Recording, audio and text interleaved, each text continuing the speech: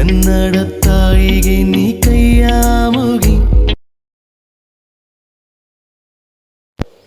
ನಮಸ್ಕಾರ, ಎಲ್ರಿಗೂ ಸ್ವಾಗತ. ಮತ್ತೊಂದು ದೆವ್ವದ ಕಥೆಯೊಂದಿಗೆ ಎಲ್ಲರೂ ಚೆನ್ನಾಗಿದ್ದೀರಾ ಅಂತ ಅಂದ್ಕೊಂಡಿದ್ದೀನಿ. ಈ ಒಂದು ಕಥೆನ ನಮಗೆ ತಿಳಿಸ್ಕೊಟ್ಟಿರೋರು ಬಂದ್ಬಿಟ್ಟು ಉಜ್ವಲ್ ಅಂತ ಹೇಳಿ. ಇವರು ಮೂಲತಃ ರಾಮದುರ್ಗದವರು. ಸೊ ಇವರ ಒಟ್ಟಿಗೆ ಆದಂತಹ ಇನ್ಸಿಡೆಂಟ್ನೇ ತಿಳಿಸ್ಕೊಟ್ಟಿರೋವಂಥದ್ದು. ಅವರು ನಮಗೆ ಯಾವ ಥರ ತಿಳಿಸ್ಕೊಟ್ಟಿದ್ದಾರೋ ನಾನು ಕೂಡ ನಿಮಗೆ ಅದೇ ರೀತಿ ತಿಳಿಸ್ತಾ ಹೋಗ್ತೀನಿ. ಕಥೆನ ಪೂರ್ತಿಯಾಗಿ ಕೇಳಿ, ಎಲ್ಲೂ ಕೂಡ ಸ್ಕಿಪ್ ಮಾಡಬೇಡಿ. ಈಗ ಅಂದ್ಕೊಳ್ಳಿ, ನೀವು ಮತ್ತು ನಿಮ್ಮ ಕುಟುಂಬದವರು, ಅಂದರೆ ನಿಮ್ಮ ತಂದೆನೋ ಅಥವಾ ನಿಮ್ಮ ಹೆಂಡ್ತಿನೋ ಇಲ್ಲ ನಿಮ್ಮ ವಯಸ್ಸಾದಂತಹ ವ್ಯಕ್ತಿ, ಅಂದರೆ ನಿಮ್ಮ ಅಜ್ಜಿ ಆಗಿರ್ಬೋದು ಅಥವಾ ನಿಮ್ಮ ತಾತ ಆಗಿರ್ಬೋದು, ಇಲ್ಲ ನಿಮ್ಮ ಮಕ್ಕಳು, ಯಾರನ್ನೋ ಕರ್ಕೊಂಡು ಒಟ್ಟಿನಲ್ಲಿ ನೀವು ಮತ್ತು ಇನ್ನೊಬ್ಬರು, ಅಂದರೆ ನೀವಿಬ್ಬರೇ ಒಂದು ಬೈಕಲ್ಲಿ ಹೋಗ್ತಾ ಇದ್ದೀರಾ. ದಾರಿ ಪೂರ್ತಿ ಕತ್ಲೆ ಇದೆ. ನಿಮಗೆ ಆಪೋಸಿಟಿಂದ ಯಾವುದೇ ತರಹದ ಗಾಡಿಗಳು ಕೂಡ ಬರ್ತಾ ಇಲ್ಲ. ಏಕಾಂಗಿಯಾದಂತಹ ನಿಮ್ಮದೊಂದೇ ಗಾಡಿ. ಸುತ್ತ ನೋಡಿದ್ರೆ ಕತ್ಲೆ, ಬರೀ ನಿಮ್ಮ ಗಾಡಿ ಹೆಡ್ಲೈಟ್ ಮಾತ್ರ ಅಷ್ಟೇ, ಬೆಳಕು ನಿಮಗೆ ಬೇರೆ ಏನೂ ಸಹ ಇಲ್ಲ. ಕೊನೆಗೆ ಮಾತಾಡಬೇಕು ಅಂತ ಅಂದರೆ ಬರೀ ನಿಮ್ಮ ಜೊತೆ ಇರುವಂತಹ ವ್ಯಕ್ತಿ ಅಷ್ಟೇ. ಹೀಗೆ ಮಾತಾಡ್ಕೊಂಡು ನೀವಿಬ್ಬರೇ ಧೈರ್ಯ, ಒಬ್ರಿಗೊಬ್ರು ಧೈರ್ಯ ಹೇಳ್ಕೊಂಡು ಮುಂದೆ ಹೋಗ್ತಾ ಇರಬೇಕಾದ್ರೇ ಸಡನ್ನಾಗಿ ನಿಮ್ಮ ಮುಂದೆ ಯಾವುದೋ ಒಂದು ಹೆಂಗಸು ತನ್ನ ಮೈಯಲ್ಲಿ ಒಂದು ಚೂರು ಬಟ್ಟೆ ಇಲ್ಲದೇ ಸಡನ್ನಾಗಿ ನಿಮ್ಮ ಮುಂದೆ ಕಾಣಿಸ್ಕೊಂಡ್ರೆ ನೀವು ಏನು ಮಾಡ್ತಿದ್ರಿ? ಅಂಥದ್ದೇ ಒಂದು ಇನ್ಸಿಡೆಂಟ್ ಇವರ ಜೀವನದಲ್ಲಿ ಕೂಡ ಆಗಿರೋವಂಥದ್ದು. ಉಜ್ವಲ್ ಮತ್ತು ಅವರ ಅಪ್ಪನ ಹೆಸರು ಬಂದ್ಬಿಟ್ಟು ಲಿಂಗಪ್ಪ ಅಂತ ಹೇಳಿ. ಸೊ ಹೀಗೆ ಉಜ್ವಲ್ ಅವರಪ್ಪ ಮತ್ತು ಉಜ್ವಲ್ ಇವರಿಬ್ಬರೇ ಗಾಡಿ ಎತ್ಕೊಂಡು ಈ ಒಂದು ಧಾರವಾಡದ ಹತ್ರ ಇರುವಂತಹ ರಾಮದುರ್ಗ ಈ ಒಂದು ಊರಲ್ಲಿ ಗಾಡಿ ಓಡಿಸ್ಕೊಂಡು ಹೋಗಬೇಕಾದ್ರೇ ಇಂಥದ್ದೇ ಒಂದು ಇನ್ಸಿಡೆಂಟ್ ಇವರು ಕೂಡ ಆಗಿರೋವಂಥದ್ದು. ಸೊ ಇವರು ಒಂದು ಸ್ವಲ್ಪ ದೂರ ದಾಟ್ತಿದ್ದಂಗೆ ಮೇನ್ ರೋಡ್ನ ಬಿಟ್ಟು ಒಳಗಡೆ ಕತ್ಲೆ ರೋಡಿಗೆ ಅಂದರೆ ಒಂಥರ ಕಾಲು ದಾರಿ ಅಂತಲೂ ಹೇಳೋದಕ್ಕಾಗಲ್ಲ, ಒಂದು ಸ್ವಲ್ಪ ಹಳ್ಳಿಗಳ ಕಡೆ ರೋಡ್ಗಳನ್ನ ನೋಡಿದ್ದೀರಾ ಅಂತಂದರೆ ಇವೆಲ್ಲ ಗೊತ್ತಿರುತ್ತೆ. ಬಟ್ ಈಗ ಹಳ್ಳಿಗಳಲ್ಲಿ ಅಲ್ಲಲ್ಲಿ ಬೀದಿ ದೀಪಗಳನ್ನ ಹಾಕ್ತಾರೆ. ಅಂದರೆ ಈ ಒಂದು ರೋಡಲ್ಲಿ ಅಂತಹ ಒಂದು ಬೀದಿ ದೀಪಗಳನ್ನೂ ಕೂಡ ಅಳವಡಿಸಿರಲಿಲ್ಲ. ಆದ ಕಾರಣ ಇವರು ಇದ್ದಂತಹ ಒಂದೇ ಬೆಳಕು ಅದು ಇವರ ಗಾಡಿಯ ಹೆಡ್ಲೈಟ್. ಸರಿ ಅಂತ ಹೇಳಿ ಎಲ್ಲಿ ಉಜ್ವಲ್ ತುಂಬ ಭಯ ಪಡ್ತಾನಂತ ಹೇಳಿ ಅವರಪ್ಪ ಬೇರೆ ಏನೇನೋ ವಿಚಾರಗಳನ್ನ ಮಾತಾಡ್ತಾ, ತಮಾಷೆ ಮಾಡ್ತಾ, ನಗಾಡಿಸ್ತಾ ಗಾಡಿನ ಎಷ್ಟು ಬೇಗ ಆಗುತ್ತೋ ಅಷ್ಟು ಬೇಗ ಓಡಿಸ್ತಾ ಇರ್ತಾರೆ.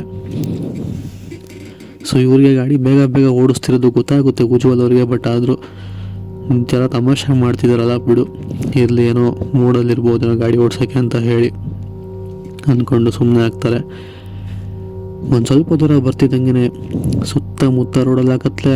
ನಿಮಗೆ ಆಪೋಸಿಟಿಂದ ಒಂದು ಗಾಡಿನೂ ಇಲ್ಲ, ನಿಮ್ಮ ಹಿಂದೆ ಕೂಡ ಒಂದು ಗಾಡಿನೂ ಇಲ್ಲ.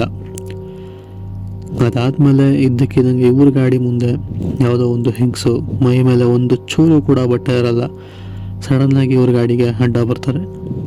ಅಡ್ಡ ಬಂದಿದ್ದ ಸ್ಪೀಡಲ್ಲಿ ಇವ್ರ ಗಾಡಿ ಬೇರೆ ಸ್ಪೀಡಲ್ಲಿದ್ರಲ್ಲ, ಆದ ಕಾರಣ ಇಬ್ಬರು ಕೂಡ ಗಾಡಿಯಿಂದ ಕೆಳಗೆ ಬೀಳ್ತಾರೆ. ಬಿದ್ಮೇಲೆ ಅವ್ರ ತಂದೆ ಉಜ್ವಲ್ ಅವ್ರನ್ನ ಎಬ್ಸಿ ಏನಾಗಿಲ್ಲ ಅಂತ ಕೇಳ್ತಾರೆ. ಬಟ್ ಅವರ ದೃಷ್ಟಿಗೆ ಏನೂ ಕೂಡ ಆಗಿರಲ್ಲ, ಬರೀ ಅಲ್ಲಲ್ಲಿ ತರ್ಚ್ಕೊಂಡಿರುತ್ತೆ ಅಷ್ಟೇ.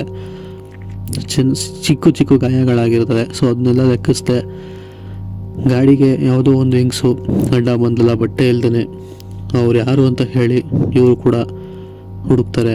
ಆ ಒಂದು ಹೆಂಗಸು ಬಟ್ಟೆ ಇಲ್ಲದೆ ಬಂದಿದ್ರಲ್ಲ, ಅವರು ಆ ಒಂದು ಬಿದ್ದಿರೋ ಗಾಡಿ ಮೇಲೆ ಕೂತ್ಕೊಂಡು ಜೋರಾಗಿ ಅಳ್ತಿರ್ತಾರೆ. ಸೊ ಇವರು ಅಂದರೆ ಉಜ್ವಲ್ ಅವರ ತಂದೆ ಏನಿದಾರಲ್ಲ, ಉಜ್ವಲ್ಗೆ ಕಣ್ಣನ್ನ ಮುಚ್ತಾರೆ. ಯಾಕೆ ಅಂತಂದರೆ ಆ ಒಂದು ಹೆಂಗಸ್ನ ಮೈ ಮೇಲೆ ಒಂದು ಚೂರು ಕೂಡ ಬಟ್ಟೆ ಇರೋದಿಲ್ಲ.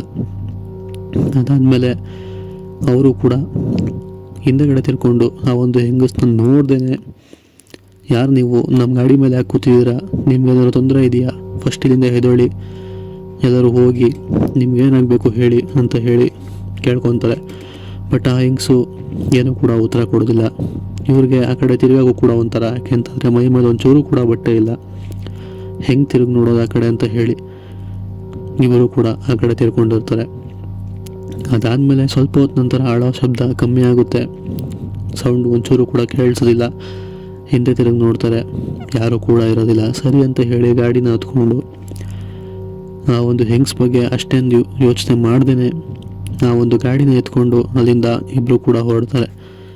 ಸೊ ಹೀಗೆ ಮುಂದೆ ಬರ್ತಾ ಬರ್ತಾ ಅವ್ರಿಗೆ ಅದೇ ಒಂದು ದಾರಿಯಲ್ಲಿ ಒಬ್ಬ ಏನಂತೀರ ಫುಲ್ಲು ಹುಚ್ಚ ಅಂದ್ಕೊಬೋದು, ಒಂಥರ ತಲೆ ಸರಿ ಇರಲ್ವಲ್ಲ ಅಂಥವನು ಸಿಗ್ತಾನೆ. ಸಿಕ್ಕಿದಾಗ ಇವ್ರಿಗೆ ಒಂದು ಸ್ವಲ್ಪ ಗಾಬರಿ ಆದರೂ ಕೂಡ ಬಿಡುವನು ಹುಚ್ಚ ಇರ್ಬೋದು ಅಂತ ಹೇಳಿ ಗಾಡಿನ ಮುಂದೆ ಓಡಿಸ್ಕೊಂಡು ಹೋಗಿ ಟ್ರೈ ಮಾಡ್ತಾರೆ. ಅವ್ನು ಮುಂದೆ ಸಡನ್ನಾಗಿ ಆ ಹುಚ್ಚ ಕೈ ಅಡ್ಡ ಹಾಕ್ಬಿಡ್ತಾನೆ. ಇವ್ರಿಗೆ ಕೈ ಅಡ್ಡ ಹಾಕ್ಬಿಟ್ಟು ವಿಚಿತ್ರವಾಗಿ ಏನೋ ಬಡಬಡಾಯಿಸ್ತಿರ್ತಾನೆ. ಸೊ ಅದಾದಮೇಲೆ ಆ ಒಂದು ಹುಚ್ಚ ಬಡಬಡಾಯಿಸಿದಂಗೆ ಇದ್ದಕ್ಕಿದ್ದಂಗೆ ಹಿಂದೆ ಅಂದರೆ ಏನಂತೀರ ಗಾಡಿ ಇವರು ಆ ಹುಚ್ಚ ಆಪೋಸಿಟ್ ಡೈರೆಕ್ಷನಿಂದ ಗಾಡಿ ಮುಂದೆಗಡೆ ಡೈರೆಕ್ಷನ್ ಇತ್ತು. ಸೊ ಆ ಒಂದು ಹುಚ್ಚ ಏನಿದಲ್ಲ ಹಿಂದೆಗಡೆ ನೋಡ್ಬಿಟ್ಟು ಜೋರಾಗಿ ಕಿರ್ಚ್ಕೊಂಡು ಭಯ ಪಡ್ತಾ ಓಡೋಗ್ತಾನೆ ಅಲ್ಲಿಂದ. ಸೊ ಇವರು ಏನಾಯಿತು, ಯಾಕೆ ಓಡೋಗ್ತಾ ಇದೆಯಾ ಅಂತ ಹೇಳಿ ಆ ಒಂದು ಕತ್ಲೆ ರೋಡಲ್ಲಿ ಯಾಕೆ ಅಂತ ಹೇಳಿ ಗಾಡಿ ಸ್ಟಾರ್ಟ್ ಮಾಡ್ಕೊಂಡು ಹೋಗ್ತಾರೆ. ಅದಾದಮೇಲೆ ಉಜ್ವಲ್ ಹಿಂದೆಗಡೆ ತಿರುಗಿ ನೋಡಿದಾಗ ಅದೇ ಒಂದು ಹೆಂಗಸು ಮೈ ಮೇಲೆ ಬಟ್ಟೆ ಅಲ್ಲಿಲ್ವಲ್ಲ. ಸೊ ಅವರು ಕೂದಲೆಲ್ಲ ಕಿದ್ರುಕೊಂಡು ಕೈಯಲ್ಲೆಲ್ಲ ರಕ್ತ, ಹಾಗೆ ಕಾಲಲ್ಲೆಲ್ಲ ರಕ್ತ, ಪುನಃ ಅದೇ ಬಟ್ಟೆ ಇಲ್ದಿರೋ ಥರ ಬಂದು ಅವರ ಹಿಂದೆಗಡೆ ನಿಂತಿರೋ ಥರ ಕಾಣಿಸುತ್ತೆ. ಅಷ್ಟು ದೂರ ಇದ್ದಂತಹ ಹೆಂಗಸು ಇಷ್ಟು ಬೇಗ ಹೇಗೆ ಇಲ್ಲಿಗೆ ಬರೋದಕ್ಕೆ ಸಾಧ್ಯ ಅಂತ ಹೇಳಿ ಇಬ್ಬರಿಗೂ ಕೂಡ ಗಾಬರಿ ಆಗುತ್ತೆ.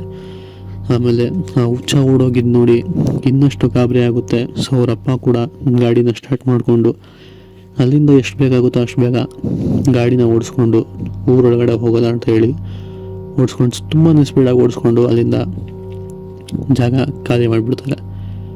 ಅದಾದಮೇಲೆ ಮನೆಗೆ ಬಂದು ಅವ್ರಿಗಾಗಿದ್ದಂತಹ ಗಾಯಗಳನ್ನೆಲ್ಲ ಫಸ್ಟ್ ಏಡ್ ಮಾಡಿಬಿಟ್ಟು ನಂತರ ಮಲ್ಕೊಂಡಾಗ ಅದೇ ಒಂದು ಹೆಂಗಸು ಅವ್ರ ಕನಸಲ್ಲಿ ಬಂದು ನಿಮ್ಮನ್ನು ನಾನು ಯಾವುದೇ ಕಾರಣಕ್ಕೂ ಬಿಡಲ್ಲ ಅಂತ ಹೇಳಿ ವಾರ್ನಿಂಗ್ ಮಾಡದ ರೀತಿಯಲ್ಲಿ ಅವರಿಬ್ಬರಿಗೂ ಕೂಡ ಕನಸು ಬೀಳುತ್ತೆ.